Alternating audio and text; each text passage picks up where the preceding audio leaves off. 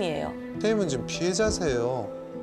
남편의 그런 성충동 때문에 계속 상처를 입고 외도 때문에 피해를 보면서도 선생님은 스스로도 피해자라는 생각보다는 자책만 하고 있으니 이게 참 가슴 답답하고 고칼 노릇이네요. 이제 나중에는요 저를 갖다가 뭐라 힘들어요. 아, 그럼요. 쉽게 말하자면 남편은 선생님이 아니라 다른 사람을 만났어도 다른 여자와 결혼해서 살아도 정도가 약간 덜하고 덜하고의 문제가 있을지 몰라도 이 문제는 반드시 불거집니다. 남편은 더 이상의 사고를 일으키면 사회로부터 격리될 수밖에 없는 중증의 성도착증 환자로 보인다. 만성화된 중증의 성도착증 환자들은 진심으로 반성한다거나 치료에 대한 의지가 없어 자발적인 치료는 거의 불가능하다. 그렇다면 우리가 집중해야 할 사람은 남편이 아니라 바로 상담자 김미숙 씨였다. 그래서 한편으로는 또 애들 아빠잖아요. 네. 그리고 또 애들이 아빠를 미워하진 않아요. 애기 아빠를 뚝 자르고 싶지만 또 애들한테 전화를 하고 애들을 또 찾아와요. 근데 뚝 자른다는 의미가 꼭 뭐 모든 관계를 단절하고 아이들도 만나지 말고 꼭 그렇게까지 돼야 되는 건 아니에요. 예. 예. 표현을 좀 분리해서 얘기하자면요. 아까 제가 면도칼처럼 자르라고 그랬잖아요. 그게 어떤 면이냐면 정서적인 남편이나 정서적인 면에서의 아버지 역할을 남겨두세요. 근데 정확한 거는 아이한테도 아버지는 병이 있다고 말씀을 하셔야 돼요. 아빠는 좋은 아빠인 면도 있지만 병이 있어서 병을 다스려야 되는 것이고 어쩔 수 없이 치료로 들어가셔야 됩니다. 애 아빠가 제가 가자고 그랬어요. 근데 본인이 시간이 없다, 안 간다, 가려면 너나 가라. 아, 그럼요. 얼마든지 고칠 수 있다고 자책을 하더라고요. 예, 다들 그래요. 예, 그 결론은 결국엔 그러다 망가지세요. 예, 뭐 설득에는 선생님만 설득이 아니라 그 아들의 설득도 필요할 거고 그 남편의 전 가족의 형제 자매 뭐 부모도 계시면 설득을 해야 될 거예요. 또 한 가지는 지금 선생님이 계속 좀 어찌 보면 만성적으로 좀 우울한 상태신 것 같은데 이걸 좀 더 적극적으로 치료를 받으셨으면 좋겠어요. 저 여지껏 내가 헛살았다는 생각을 했어. 그리고 애 아빠 없이 내가 애를 키울 수 있어. 거의 1년 동안 3시간마다 깼어요. 뭐 사실 어찌 보면 아이들한테 지금 엄마 아빠 부모 이렇게 아버지가 제대로 역할을 못하고 오히려 악영향을 주고 있는데 본인이 건강하고 좀 마음이 편해지시고 하셔야 엄마 역할도 더 열심히 잘 하실 수 있으신 거잖아요. 혹시 또 궁금한 게 있으십니까?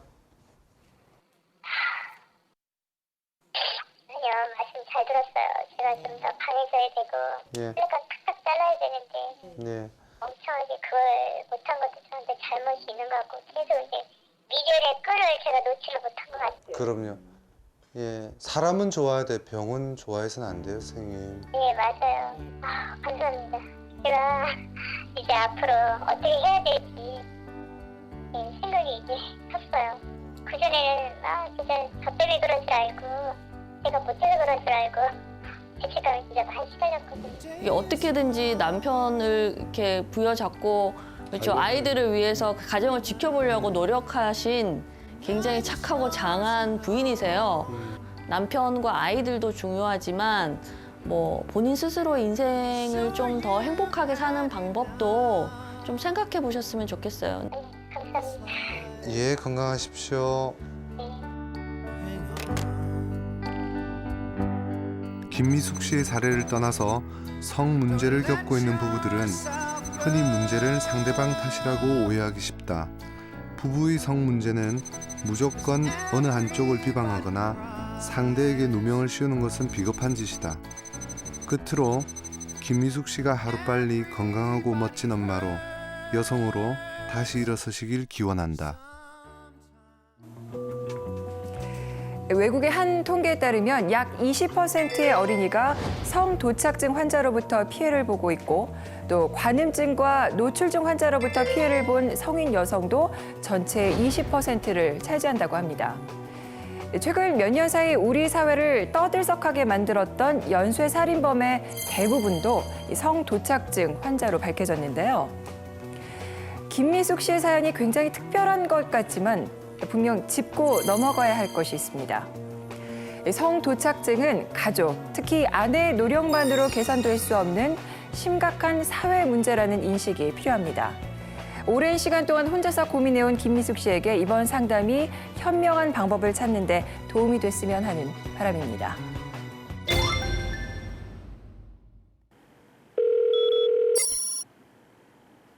여보세요?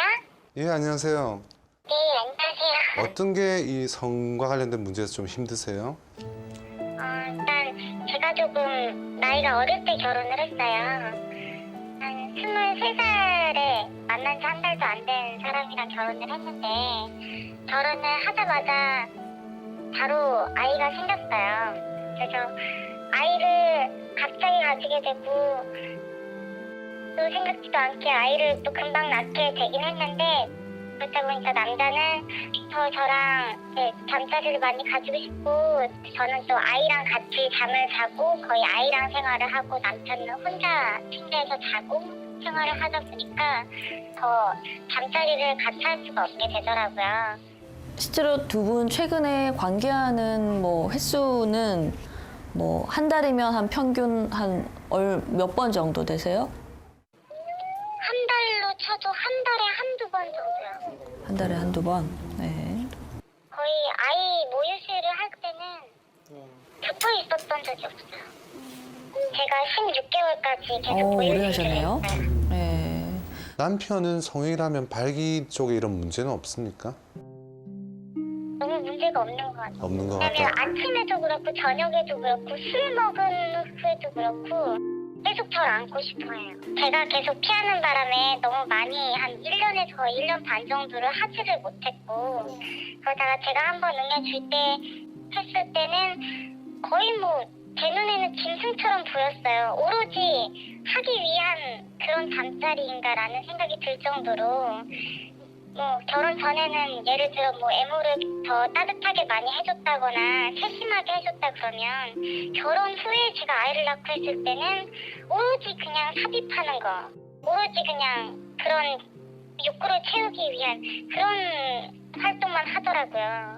그 말씀은 전이가 좀 충분하지 않으셨다는 말씀 제 같은데요. 마음을 고려하지 않고 그냥 하는 모습에 그걸 한번 겪고 나니까 그 다음에도 그런 분위기가 만들어졌을 때 또 그런 식으로 관계를 하겠구나라는 생각이 먼저 드는 거예요. 그래서 너무 할 때마다 그런 생각이 자꾸 들어요. 나를 이렇게 알아주지 않는 건가. 나 그렇지. 하기만을 위해서 지금 날 안고 있는 건가 그런 생각이 더 드는 것 같아요. 안수진 씨는 출산 후 섹스리스로 고민하고 있었다. 이들 부부의 가장 큰 문제는 출산 후 달라진 남편의 태도였다. 전이가 생략된 채 짧은 시간에 이루어지는 남편과의 성관계는 안수진 씨에게 큰 상처를 남긴 듯했다. 일상생활에서도 우울과 짜증이 늘었고 남편에 대한 섭섭함으로 혼자 울었던 날도 많았다고 한다. 그런 상황에서 남편한테 아무래도 난 여자니까 조금 섬세하게 이런 스킨십을 좀 해달라 이런 얘기는 안 꺼내봤어요? 그런 말을 해본 적이 없어요. 왜? 저희가 아이랑 같이 방을 쓰거든요. 예. 그래서 하게 되는 상황이 아이가 옆에서 자고 있는 경우가 많아서 거의 소리를 안 내고 해요. 후다닥닥 해치우시네요. 그래서 굉장히 빨리 할 수 있는 그런 여건이다 보니 한 번은 하다가 아이가 깬 적도 있었어요. 굉장히 많이 놀라셨겠네요. 예, 정말 놀랐죠. 아무것도 모르는 애기라고 해도 눈을 말똥말똥 뜨고 쳐다보고 있으니까 많이 부끄럽기도 하고. 혹시 출산 이후에 네. 왜 산후 우울증이라고 하죠? 이제 많이 울적해지고 이렇게 힘들어지고 이런 그 경험이 있으세요 혹시? 제가 지금 시부모님과 같이 살아요. 힘들어요, 그냥. 근데 시부모님이랑 같이 사는 거 자체가 힘들어요. 처음엔 따로 살았었는데. 조금만 구체적으로 어떤 게 힘드세요? 같은 층에 살아요? 네, 같은 집, 같은 층이에요. 그러니까 여기서 뭐 소리를 지르면 들릴 정도예요, 저희 방에서. 저희가 저녁에 자고 있을 때 갑자기 저희 방문을 열고 들어오시는 경우도 있어요. 호호. 네, 할머니시다 보니까 밤잠이 없으셔서 그런지 모르겠지만 새벽 2시에 뭐 화장실 청소를 하신다거나 네, 12시에 갑자기 밑에 층 내려가서 거실에서 TV를 보신다거나 그런 경우가 되게 많아요. 남편한테 근데 그런 얘기 하기가 좀 그럴 거 아니에요. 또 저기 시어머니 미워하는 줄 알고 며느리가. 네. 안수진 씨 부부의 경우 출산과 학가 등 환경적 변화가 부부의 성생활에도 큰 영향을 끼쳤다. 그리고 또 하나, 우리나라 남성의 대부분이 그렇듯 남편은 삽입이 성관계의 전부라고 오해하고 있다는 것이다. 여러 연구에서도 밝혀졌듯이 여성의 성만족도를 높이는 가장 쉬운 방법은 삽입 전에 이루어지는 스킨십이라는 걸 많은 남자들이 간과하고 있다. 일단은 저희가 해법이라고 그래야 될까요? 조언을 좀 해드릴게요. 제일 큰 문제는 뭐 당연히 아까 구체적으로 얘기했던 남편의 전이 문제네요. 지금 뭐 사실은 이제 남편분이 전이가 좀 짧아진 이유가 여러 가지가 있을 수 있는데 이제 일단 아이하고 같이 방을 쓰는 것도 큰 문제인 것 같아요. 아이가 방을 이제 같이 쓰기 때문에 이제 우리는 속전속결을 해야 되는 거죠. 그래서 시간을 줄이는 방법 중에 이제 일단 전이를 줄여버린 그런 부분도 굉장히 큰 것 같아요. 좀 애한테 마치 우리나라 부부들이 미안한 것처럼 생각하는데 아까 애한테 왜 성장면을 노출했다고 했잖아요. 아이의 이미지 속에서는 아빠가 엄마를 괴롭히는 거야. 그거 굉장히 안 좋아. 그래서 이제 그때 한번 목격한 후로는 저랑 남편이랑 같이 붙어 있으면 막 울어요. 그렇지, 그렇지. 그게 뭔가 위험한 상황이라고 아이들은 인식을 하는 경우가 많거든요. 네. 그래서 가능하면 어떤 일이 있어도 뭐 당장 따로 자기는 좀 어린 나이라 치면 성생활할 땐 절대로 같은 방에서 하면 안 돼. 아이 때문에 하지 말라는 게 아니라 네. 하되 옆에 구경꾼이 있으면 안 돼요. 네. 그건 두 사람한테도 안 좋고 그걸 떠나서 아이한테 굉장히 안 좋지. 두 사람 사이에 완전히 방해받지 않는 시간을 어떻게든 만들어낼 것. 네. 그 구경꾼에는 아이뿐만 아니라 좀 미안한 얘기인데 할머니도 들어가요. 네, 알겠습니다. 상황에 따라서 시어머니 문제에 있어서는 과감하게 미안해하지 말고 문 잠그셔야 돼. 특히 성형이 할 때는 네. 안 그래도 불안하거든. 그쵸. 기분 나빠하시면 네. 저희 입장도 좀 이해해달라는 식의 설득이 나을 수 있고, 네네. 물론 시어머니한테 안 그래도 혼자밖에 안 계시는 시어머니한테 우리 섹스할 거니까 뭐 그 문장군다 이런 얘기는 할 필요 없고, 네. 저희가 신혼이 없었으니까 좀 이해해 주세요 하고 웃으면서 얘기하면 네. 어지간하면 받아주실 거예요. 네네. 남편분은 특히 남성들이 전이가 좀 부족한 이유가 본인의 사이클에 따라서 남성들은 굉장히 뭐 전이 없이도 바로 좀 뭐 본인이 흥분이 되면 발기되면 이제 삽입성행위로 바로 가고 싶어 해요. 네. 자기가 흥분했기 때문에 여성도 당연히 그냥 잘 따라오고 있을 거라고 착각을 하는, 잘 몰라서 착각하는 경우가 많아요. 뭐 부부간의 어떤 성적인 트러블이 있을 때 제일 중요한 게 부부간의 의사소통이에요. 내가 이게 좀 힘들다.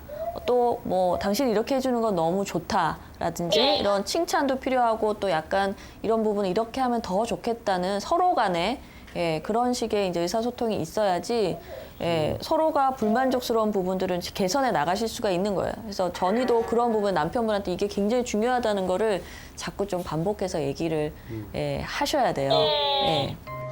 자, 오늘 우리 저기 안쌤하고 통화를 좀 해봤는데 조금 정리가 되셨어요? 도움이 되셨나요? 네, 너무 도움이 많이 된 것 같아요. 몰랐던 것도 알게 돼서 얘기해 주신 대로 한번 집에서 네. 해봐야 될 것 같아요. 그래요. 한 방에 다 해결되진 않으니까. 네, 조금씩. 그래요. 목소리만 들어도 반갑고, 네, 정말 감사합니다. 예, 행복하기를 기원하겠습니다. 네, 감사합니다. 예, 안녕히 잘 계십시오. 지내.